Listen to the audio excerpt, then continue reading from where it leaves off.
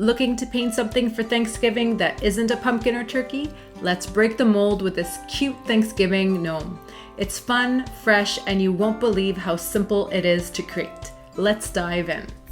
The first step is to add some blobs of burnt umber and white directly on your canvas.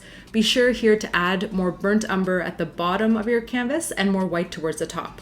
This is going to help create a really beautiful gradient, which is darker at the bottom and lighter at the top.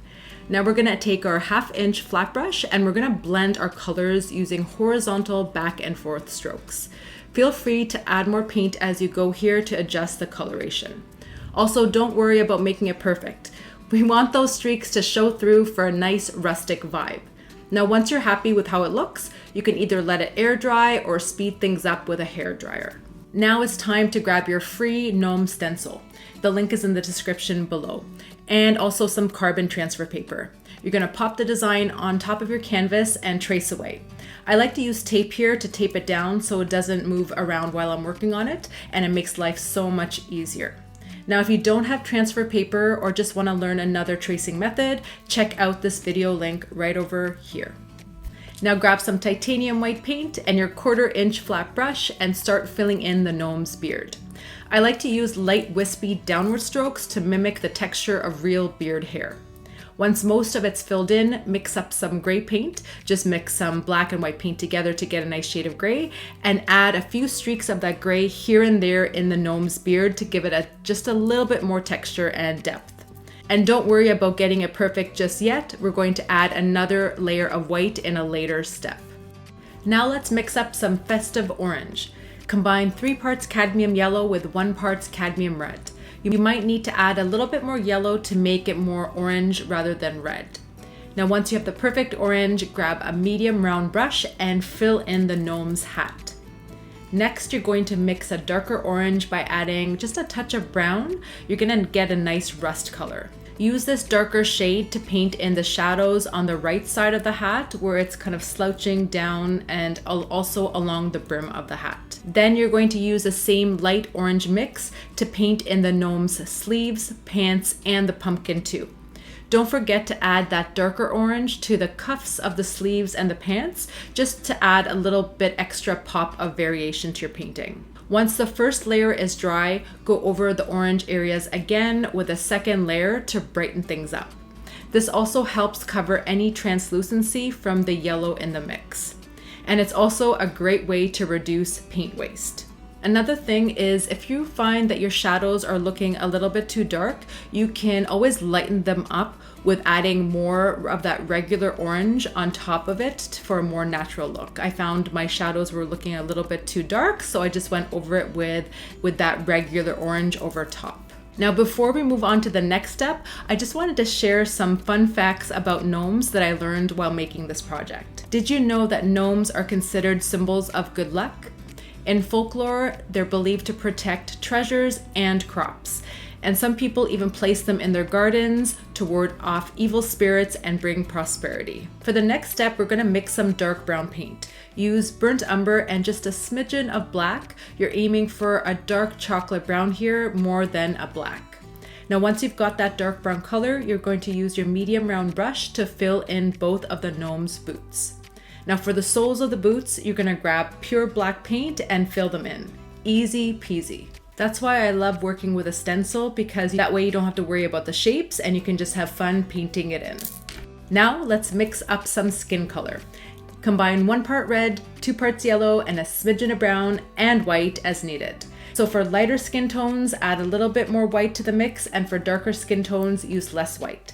Now once you've got the right mix, grab your smallest detailing brush and fill in the gnome's nose and both his hands.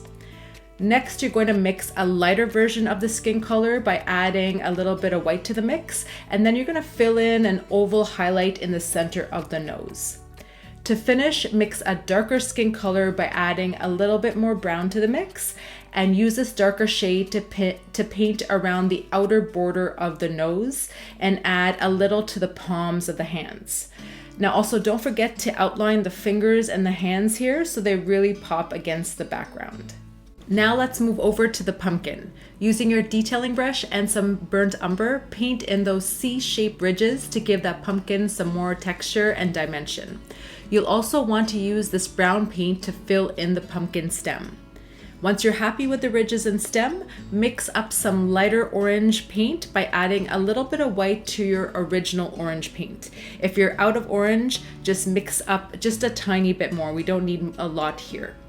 Use this lighter orange paint to add some highlights to the pumpkin and give it some extra depth and dimension.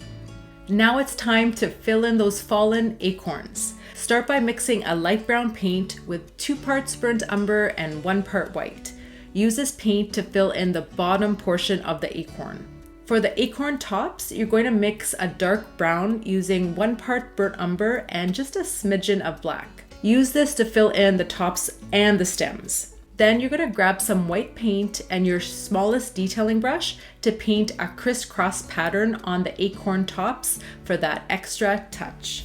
Now let's mix up some muted green for the branches and leaves. Combine 1 part blue, 3 parts yellow, 1 part white, and just a smidgen of brown to tone and mute the green just a bit.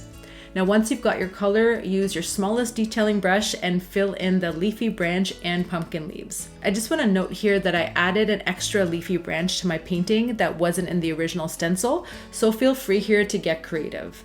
You can also add, an idea here is also to add a curly branch to your pumpkin for a little extra flair. Now, as promised in the beginning, let's add some extra details to the gnome's beard. Grab your smallest detailing brush and some pure white paint. Using light wispy brush strokes, paint over the entire beard to give it just a little extra oomph and that realistic hair texture we're going for. It's all in the details. And finally, add the perfect Thanksgiving touch to your artwork by painting the word thankful and a little heart in the top left corner. Now I chose thankful, but feel free here to pick any word that speaks to you. Or break the mold even more and add something totally unique with special meaning to you. I used a paint marker here for this, but you can also use a detailing brush with some thinned down brown paint. It works just as well.